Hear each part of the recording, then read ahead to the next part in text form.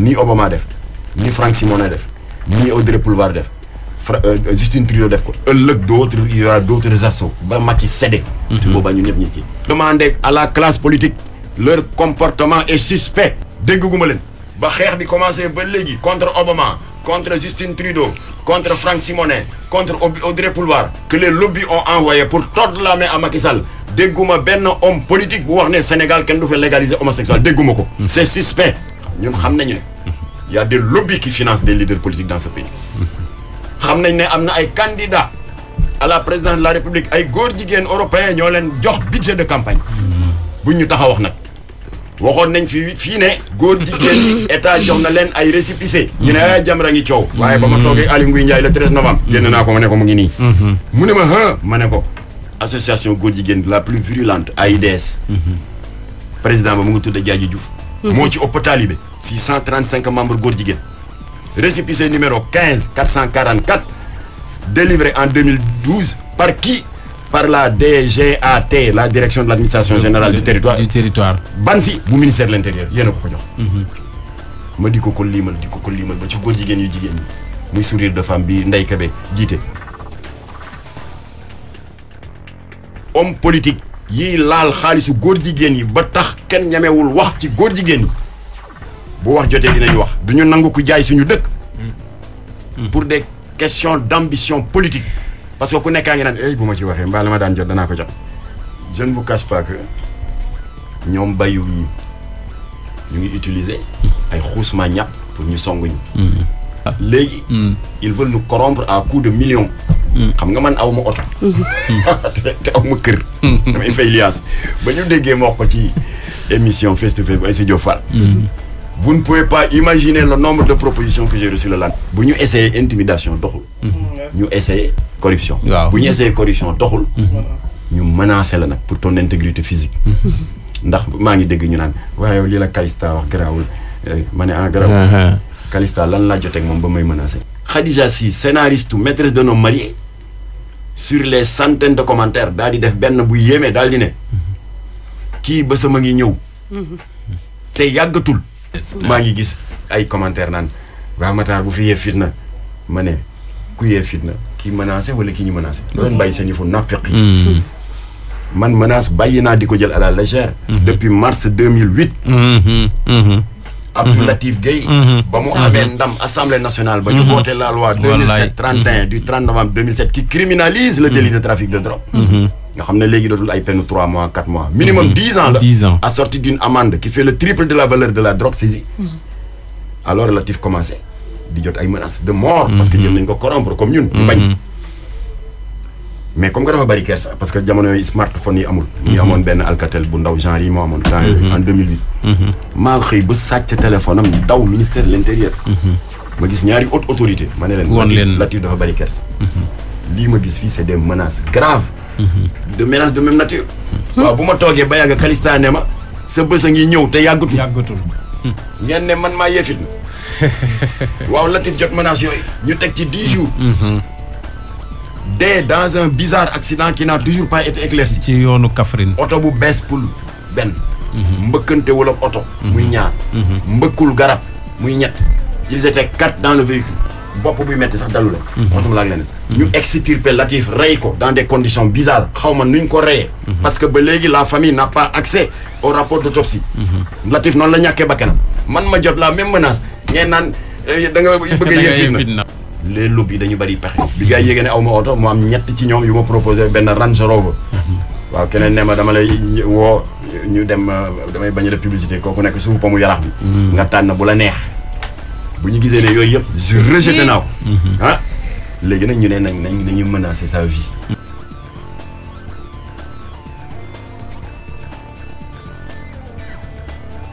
yàlla dafa dogal au mois de mai 2016 lu mel ni daf fi amoon. Imam Massamba Diop daal di saisir le directeur général de la police monsieur Mal boole ma avec le directeur de la DIC direction des investigations criminelles muy le commissaire Diop. commissaire recevoir man lu xew. ma ne ko ci soit des menaces précises sur mon téléphone. ñu di ma wax naan bàyyi di dugg lu sa yoon newul soo ko bàyyiwul xam nañ saa fii Fatou bi école bi muy jànge heure yi muy dugg ak heure yi muy wàcc donc la menace était petite. Commissaire Diop bu dikk ne ma yan numéro la lay woowee ma ne ko numéro yaa ngi nii c'est des numéros expresso ak benn bu orange ñoom ñu jël ko def réquisition auprès de ces opérateurs de téléphonie mobile dañu ko defee def géolocalisation daal di localiser waa ji fële ca Richard Toll ndeke enseignant la woon ñu jàpp ko tëj ko donc depuis ce moment-là jotatuma benn menace mais xam nga avec les sorties de Jamra di dénoncer les viols dans les daara di dénoncer la pédophilie di dénoncer comment dire les lobbies homosexuels yi nga xam ne ñu ngi commencé di reprendre du poil de la bête alors léegi ñu nekk très très sensible alors ma jékki-jékki ma fille unique qui a été l'objet de menaces yi ma la nekk yi léegi en 2006 avec l'habitude parce que elle est très passionnée de sport et de jogging a weeree ba noppi demande de permission dem à 200 mètres ci centre aéré BCEAO pour faire quelques footings elle a l'habitude de le faire mais d'habitude daawul yàgg 30 minutes rek la daan def ñëw mais bi yoon mu dem 20 heures ba 22 heures bi ma woote ça sonne dans le vide vers midi ma essayé waat ça sonne dans le vide noonu daal laa ko fekkee toute la nuit j'ai pas dormi ba 2 heures 3 heures 6 heures du matin mujj gi nag mu tombé boîte vocale soo woote tombe sur la boîte vocale voilà léegi nag xool naa xaritam yeeg fréquentation bi ci koñ bi yëpp nee nañ gisuñu ko waaw comme que nag parce que Barma nee na dana mat rek du mat bul ci def sa barab je viens de rapprocher avec le patron de la du commissariat central de Dakar El Hadj Dramé El Hadj Dramé boole na ak le commissaire de la sécurité urbaine Bara Santé voilà fa laa jox pour jox leen seen ay signalement des photos son numéro de téléphone comme ça ñoom ils vont lancer un avis de recherche voilà noonu la demee.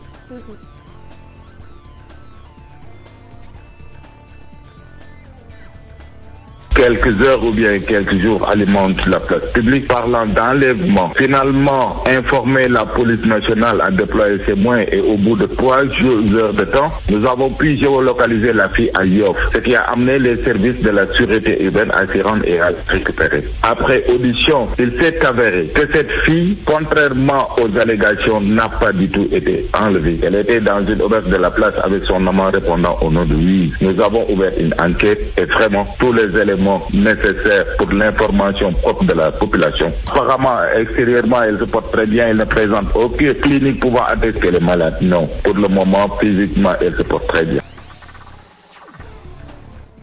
waaw salaamaaleykum mbokk yi man Mame Mactar Gueye vice-président ONG islamique Jamra maa bëggoon a weccoog yéen kàddu yu gàtt ginnaaw jëyër ji nga xam ne dégg naa le chargé des relations publiques de la police mu tudd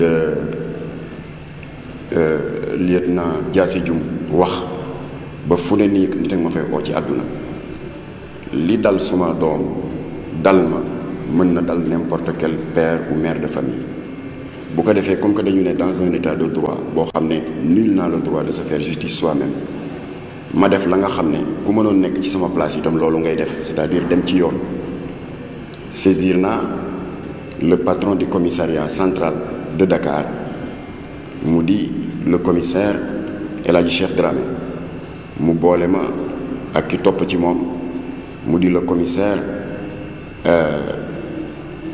Bara Santé patron de la sûreté urbaine ce dernier boole ma avec l'inspecteur yàgg comme que bi ma alerté presse bi alerté njaboot gi alerté police yàlla dogal na xale bi feeñal nañ ko fii ci booru mausolée Seydina Limamou il est normal que ñu téye ko fii di ko entendre pour xam ce qui s'est réellement passé waaw inspecteur Yade qui est chargé du dossier mu ngi nekk en cours d'audition ak xale bi te xale bi déjà dafa xaw a mel ni sax ku lucidul joxe na 50 versions ak lu topp dama doon def jogging ak dama fanaan sama benn kër xalit ak dama doon dem feek dem faa ñu ngi koy auditionné une petite fille de rien du tout à peine 18 ans pareeguñu mu ngay tiit di lappi-lappi ndax mosul dugg police waaye yow cee chargé des relations publiques de la police doo ànd ak sa sago ba xam résultat audition bi lu muy joxe. Au lieu de ça le lieutenant Ndiassé Dioum avec une précipitation suspecte dem ci rajo yi yàq sama der yàq deru xale bi yàq deru famille bi naan y a pas eu d'enlèvement fan la déggee enlèvement sama plainte ngi nii ci commissaire Bara Sankhale y a le plus petit mot enlèvement dama ne ma fille a disparu mu ne y a pas eu d'enlèvement xale bi dafa demoon fanaan ci benn auberge ak faram avec une précipitation qui frise la haine. Je prends à témoin toute l'opinion publique et internationale que lu mënti dal sama doom le lieutenant Ndiassé Dioum chargé des relations publiques de la police il en portera la responsabilité morale devant Dieu et devant les hommes.